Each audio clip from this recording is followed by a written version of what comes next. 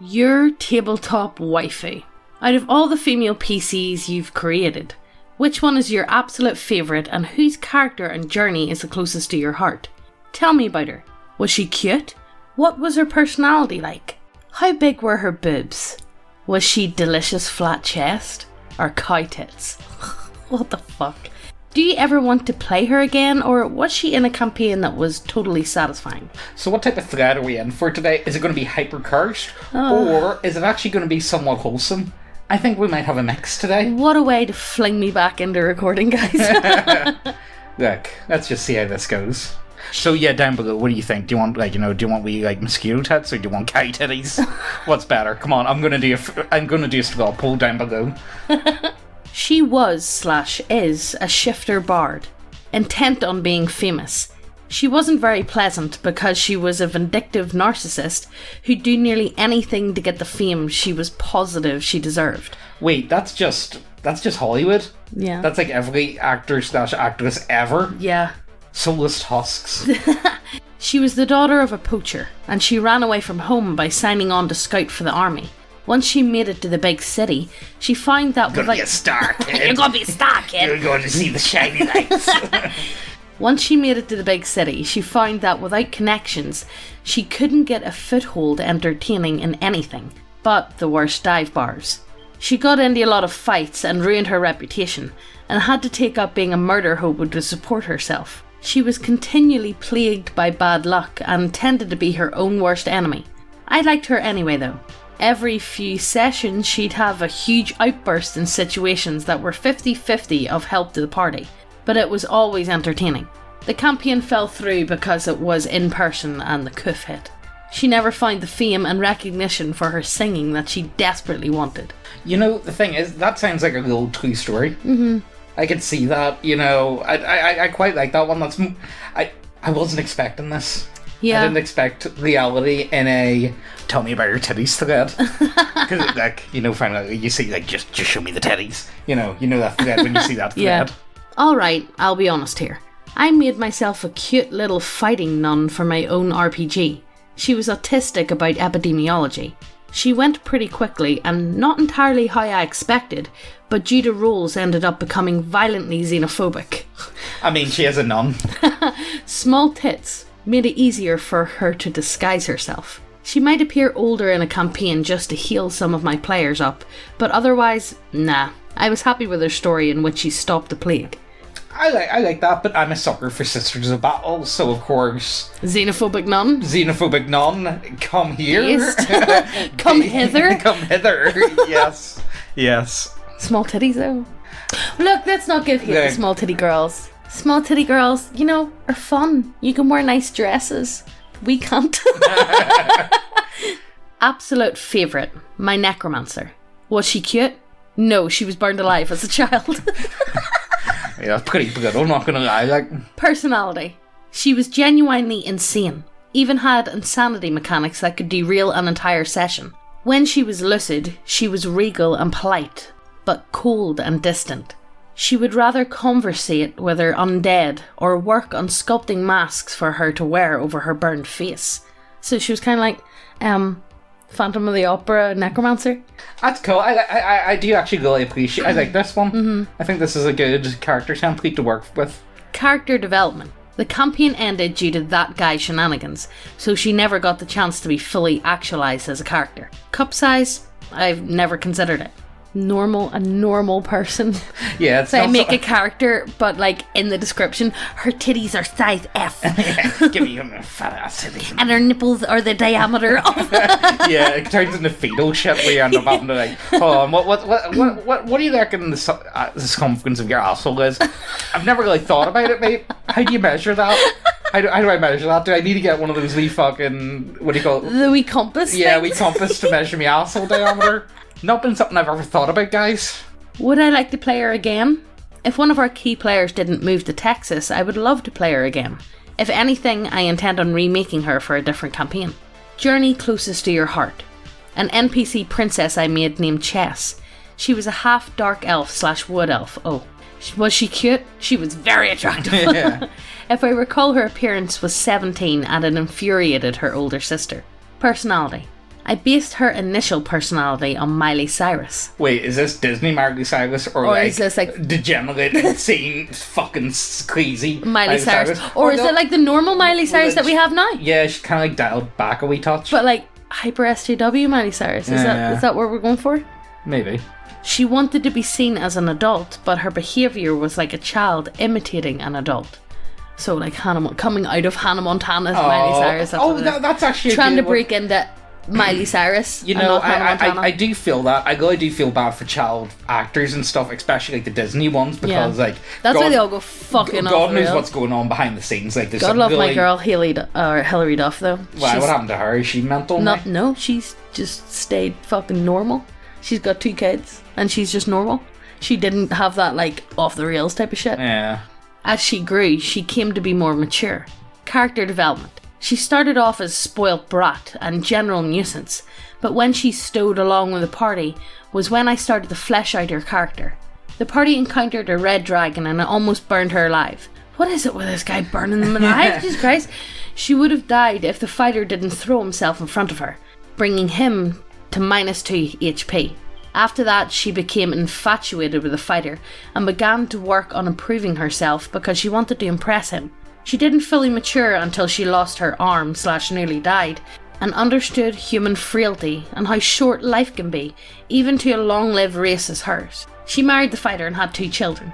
Oh, cup size. C cups initially. They became D's after she had twins. Yeah. Okay. Would I play her again? I'm happy where her journey ended. I wonder, this guy does seem to enjoy the burning. Yeah, he does. He loves the burning. I do appreciate, like, you know, I think this is something that guys should be put into campaigns more often, people losing limbs and losing eyes and stuff, but I feel like a lot of people just don't want to gimp the character by, like, you know, like, you've only got 1 hand now. Yeah. It will gimp your character, but I do feel like that physical damage and that physical trauma can add a lot to your character down the road. Elven Black Blade Wielder. Her sword had a female personality. Anime. Yeah. That screams anime. Yeah. Although I do love that. given Sword Souls, I do love it, but it screams anime. Yeah, it does.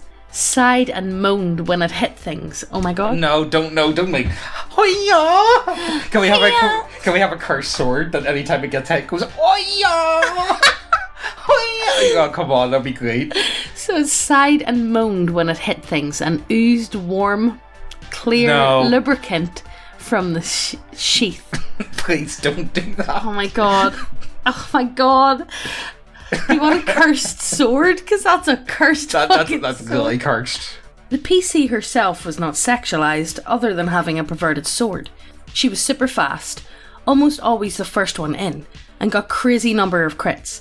Campaign didn't really have enough roleplay to flesh her out much, but as she had a knack for stopping just short of killing people, which in my opinion was impressive considering her devastating crits, and making them surrender. So I imagine her as a thrill-seeking but merciful warrior that leaves you with the stinging, throbbing cuts and the idea that continuing to struggle is unwise. Breast size unknown. But I've done various versions of this character and she's sometimes a mummy, so she probably has significant milkers. Yeah, you gonna say that now? Do you guys want to call me Daddy now? Please don't, actually. That actually makes me really cringe. Daddy. No, please.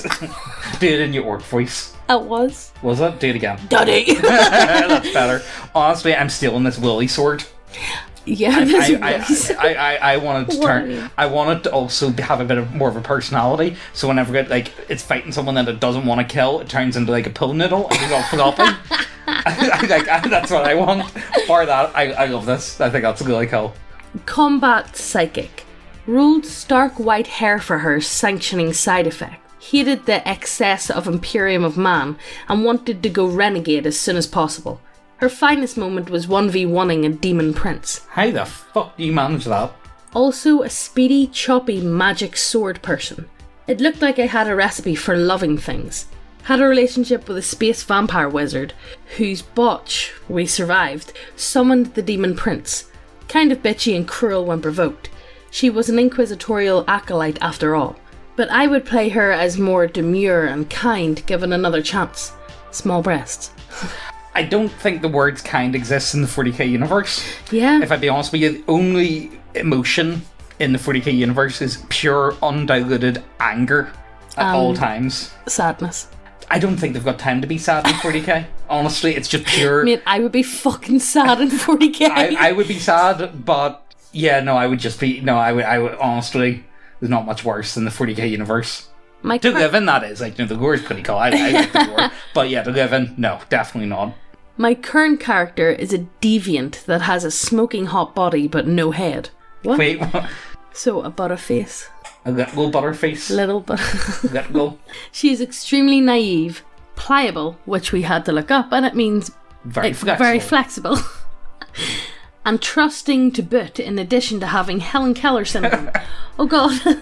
There is some incentive to making deviance as messed up as possible. She can sometimes power through her drawbacks, at a cost of willpower and sometimes damage, but she's still barely able to function most of the time. Milkers are large.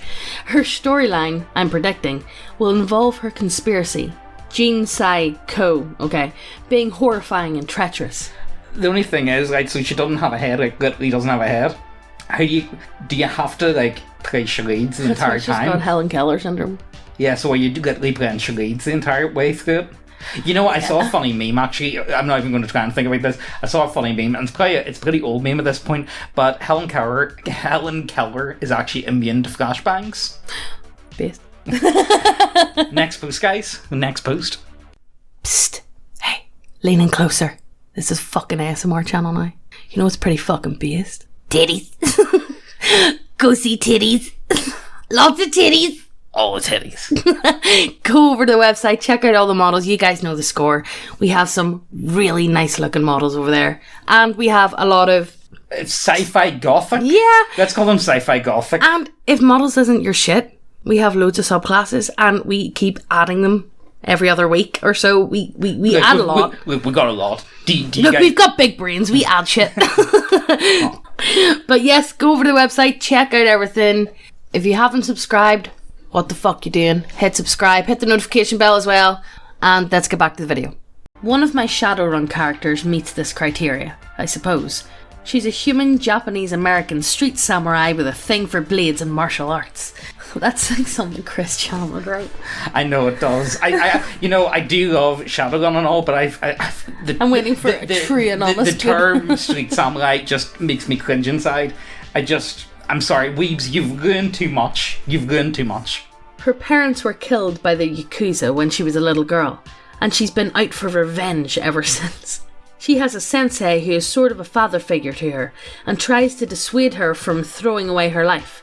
This is anime, Megan. Oh, look, we don't need to say that because we all know. Okay. It's heavily derivative and an original story, but I've always been a fan of tales of vengeance.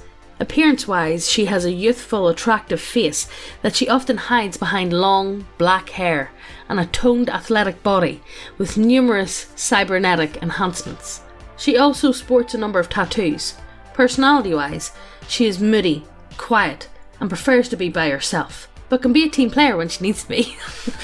That feels like every MIDI character. I always try to do something like that. It's like, no, I'm going to make this character like this, but then the second you shit start goes playing, down, you just play yourself. No, okay, I do that, but whenever shit needs done, it's like, right, okay, I'm just going to be a team player. I don't care. I don't want to gimp myself. Like, I'm not going to fucking gimp myself. I don't care who I'm working with. If shit needs to get done, I've worked a terrible job for a very long time. I know what it's like working with shit colleagues, but the work needs done, boys. Alright.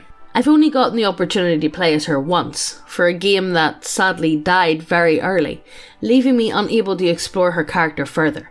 Despite that, she is the character that I've put the most amount of effort into creating, so far, and is almost like a daughter to me. Oh, I see when people say that. Oh, my skin crawls. Maybe one day I'll have the opportunity to play as her again, but as of now, no one is running a Shadowrun game that I want to be a part of, and I'm still on the fence about including her as an NPC in any game that I plan on running. Well, I mean, like, honestly, you could leave Maybe don't play her as an NPC because, number one, you're too fucking attached to her. Oh yeah, it's going to be the ultimate DM player character, and then you're going to be in one of these stories that we're going to read. Yeah. I'm going to say this right now. Yeah, it will be. Honestly, I do like tropes. I do like Shadowrun. I do like Street Samurai. I do feel like he is right. It is an unoriginal story, but unoriginal stories do also work very well, and there's a reason why they're unoriginal, because so many people can resonate with that story. I played a Pollyanna slut puppy paladin of Schleen, who ended up fucking just about everything with a pulse in her endless quest to convert various evildoers to goodness.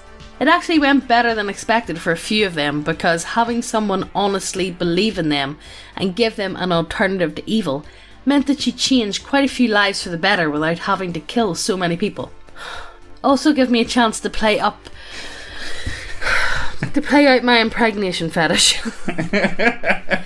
Why are people like this?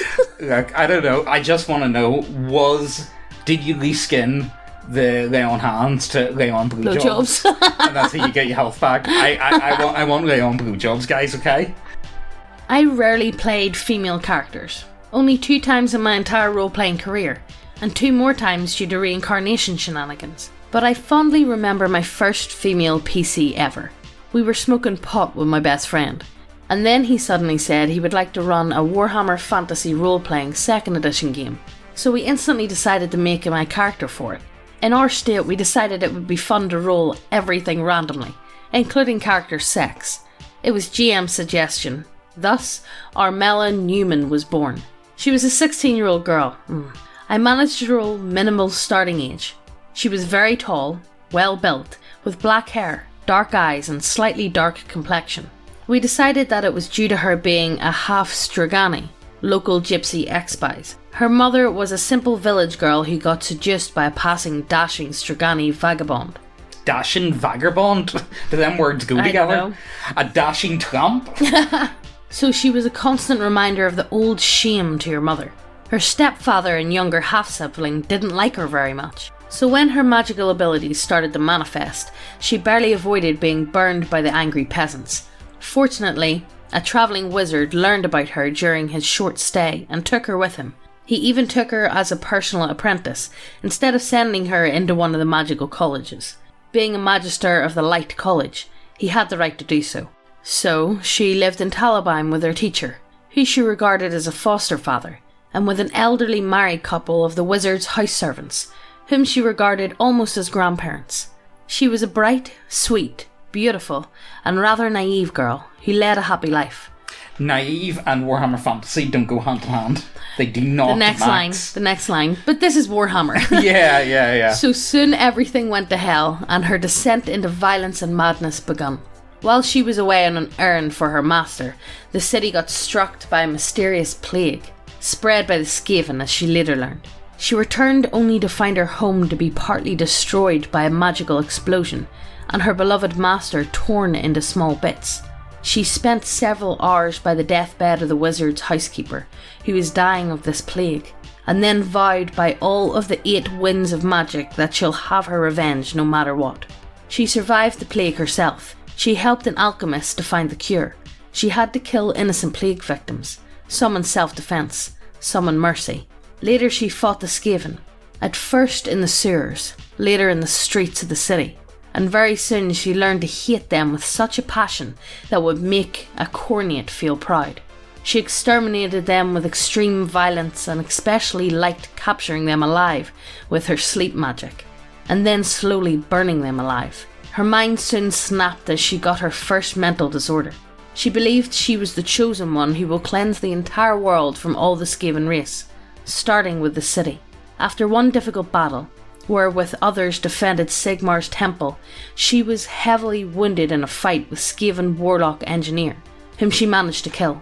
She regained her senses, seeing a priestess of Shelia above her, who promptly tried to heal her with divine magic. The NPC priestess botched her role. All roles were in the open. Went into tears and said that Shelia won't grant her mercy to someone so hateful and wicked as her. Of course, it did wonders for Amella's sanity. She started to think that she was damned by the gods, which made her even more reckless and cruel, and willing to turn to any kind of magic given the chance, even if it meant falling to chaos or becoming a necromancer. It didn't matter for her, as she already thought she was damned. By the end of the game, the only thing which kept her barely functioning and holding together was another PC. a tough and gruff warrior woman played by my closest friend, who was also the GM's girlfriend. Early in game, she easily seduced Armella. Wait, is this... What's going on here, boys? Here, heil up a minute. Hold up here, boys. Heil up a minute. Let's talk about this at the end. Hold on. Early in game, she easily seduced Armella when she was still a good and nice girl, so my character fell for her. Essentially, she was her first love. Armella's teacher was from the Light College, which, according to the lore, strictly practiced celibacy, and experienced practitioners entirely lost in all such desires. So she was taught to avoid any kind of relationship with men.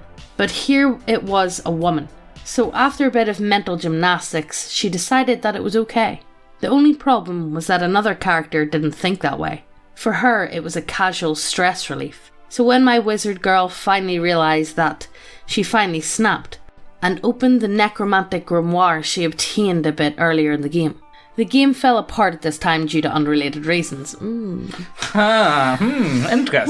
But I prefer to think that she became a necromancer who prowls the underground passages with her very small skelly voice. with her small army of skeletons, zombies, and another undead, and kills every skaven she meets. I'll definitely use her as an NPC in some game later. It was surprisingly deep and serious role-playing experience I had when I played her. Cool character. Cool story, but I want to get to this bit that I'm thinking I feel like it was skipped over. Yeah, I think it was like, very oh yeah, skipped this over. happened, but yeah. Okay, so he is his character and his best friend's girlfriend We're scissoring. were scissoring in game, and then the game fell apart due to unrelated reasons.